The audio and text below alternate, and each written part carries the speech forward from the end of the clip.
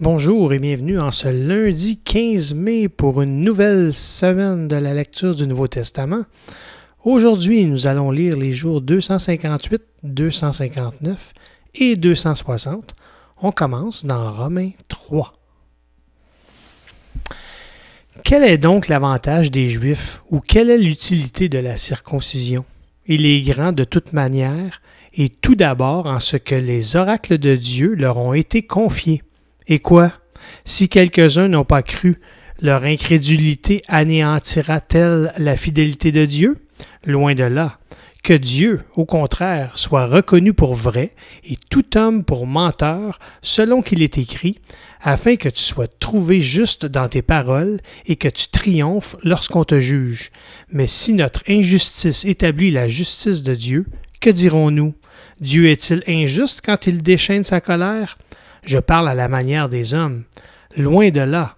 Autrement, comment Dieu jugerait-il le monde?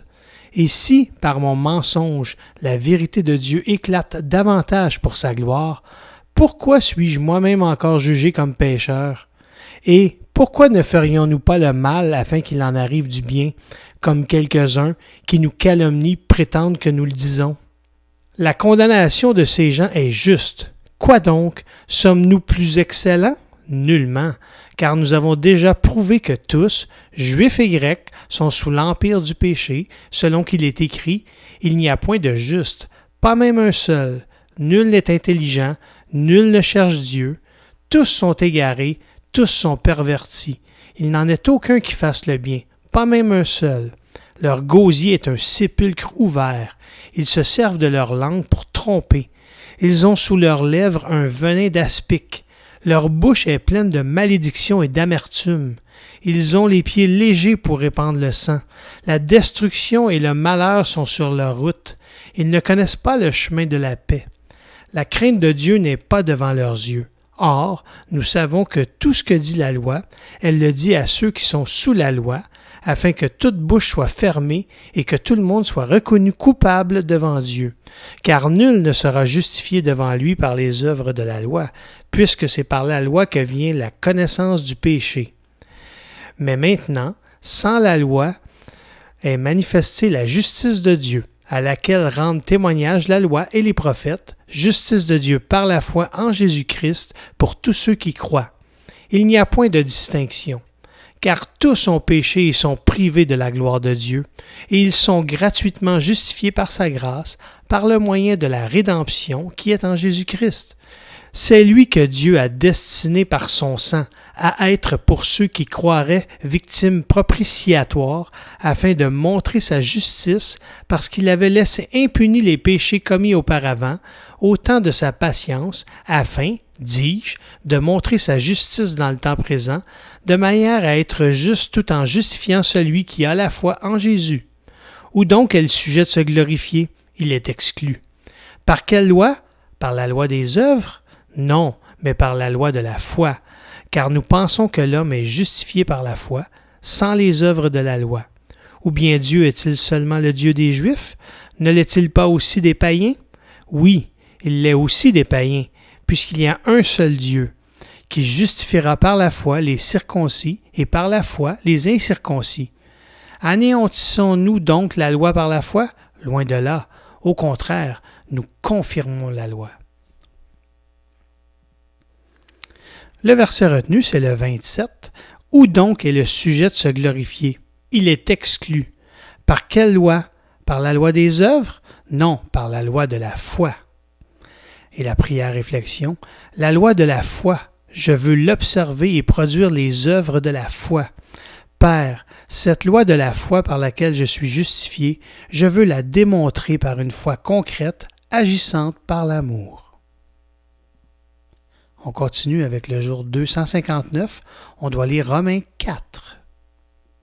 Que dirons-nous donc qu'Abraham, notre Père, a obtenu selon la chair? Si Abraham a été justifié par les œuvres, il a sujet de se glorifier, mais non devant Dieu. Car que dit l'Écriture? Abraham crut à Dieu, et cela lui fut imputé à la justice. Or, à celui qui fait une œuvre, le salaire est imputé, non comme une grâce, mais comme une chose due, et à celui qui ne fait point d'œuvre, mais qui croit en celui qui justifie l'impie, sa foi lui est imputée à justice. De même, David exprime le bonheur de l'homme à qui Dieu impute la justice sans les œuvres.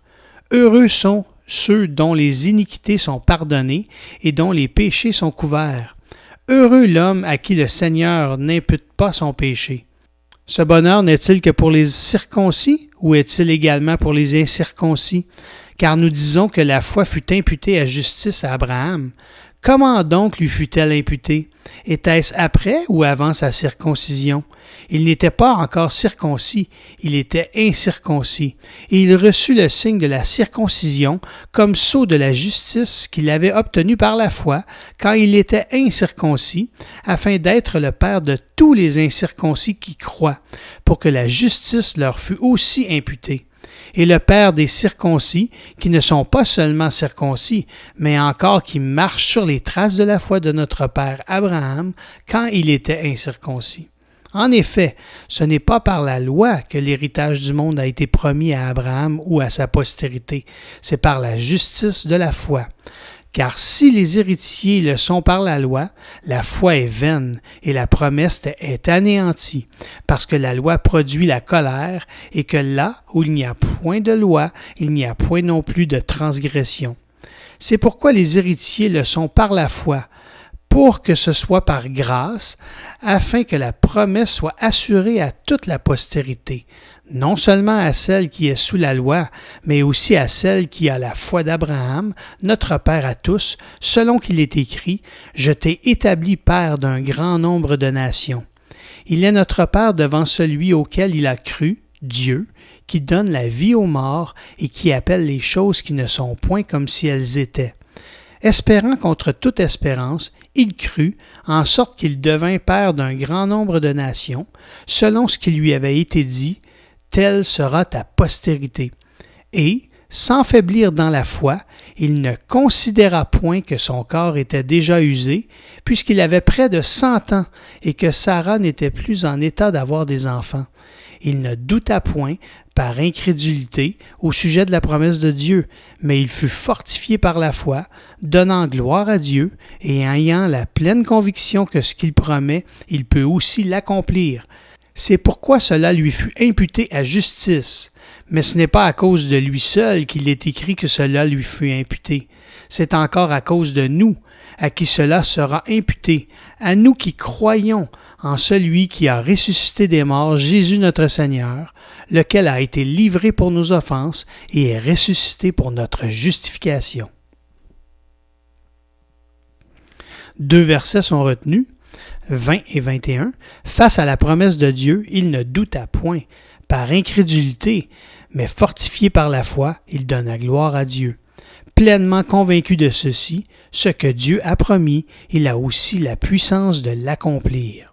Et la prière-réflexion, Père, ta puissance peut faire infiniment au-delà de ce que nous demandons et pensons, et tu prends plaisir à accomplir ce que tu as promis en faveur de ceux qui croient. On continue avec le jour 260, on va lire Romains 5.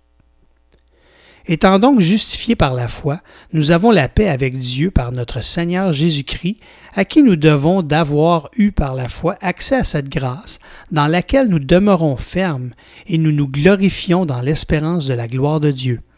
Bien plus, nous nous glorifions même des afflictions, sachant que l'affliction produit la persévérance la victoire dans l'épreuve, et cette victoire l'espérance.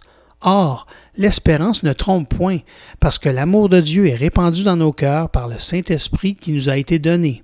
Car lorsque nous étions encore sans force, Christ, au temps marqué, est mort pour des impies. À peine mourrait-on pour un juste, quelqu'un peut-être mourrait-il pour un homme de bien? Mais Dieu prouve son amour envers nous, en ce que, lorsque nous étions encore des pécheurs, Christ est mort pour nous.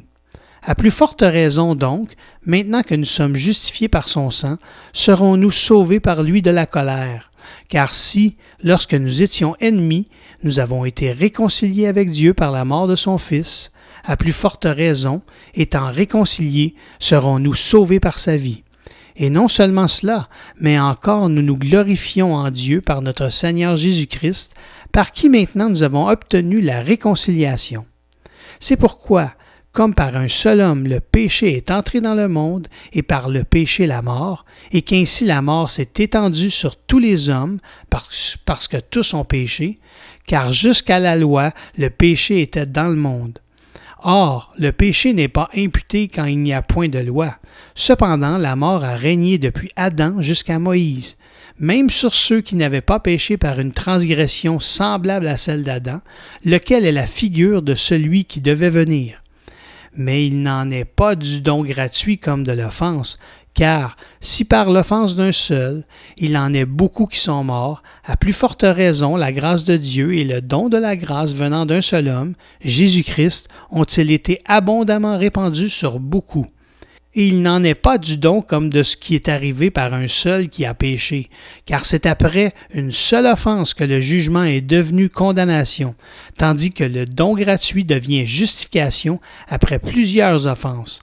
Si par l'offense d'un seul la mort a régné par lui seul, à plus forte raison, ceux qui reçoivent l'abondance de la grâce et du don de la justice régneront-ils dans la vie par Jésus-Christ lui seul. Ainsi donc, comme par une seule offense la condamnation a atteint tous les hommes, de même par un seul acte de justice la justification qui donne la vie s'étend à tous les hommes. Car, comme par la désobéissance d'un seul homme beaucoup ont été rendus pécheurs, de même par l'obéissance d'un seul beaucoup seront rendus justes. Or, la loi est intervenue pour que l'offense abondât, mais là où le péché a abondé, la grâce a surabondé, afin que, comme le péché a régné par la mort, ainsi la grâce régna par la justice pour la vie éternelle, par Jésus-Christ notre Seigneur. Le verset retenu, c'est le verset 8. « Mais en ceci, Dieu prouve son amour envers nous. Lorsque nous étions encore pécheurs, Christ est mort pour nous. » Et la prière réflexion, « Père, tu es mon Dieu merveilleux, toi dont l'amour est inconditionnel. Que ma soumission à toi le soit aussi, une réponse d'amour venant d'un cœur réconcilié et reconnaissant, quel que soit le prix à payer, moi en qui ta grâce a surabondé. » Voilà, c'est tout pour aujourd'hui. On se revoit demain.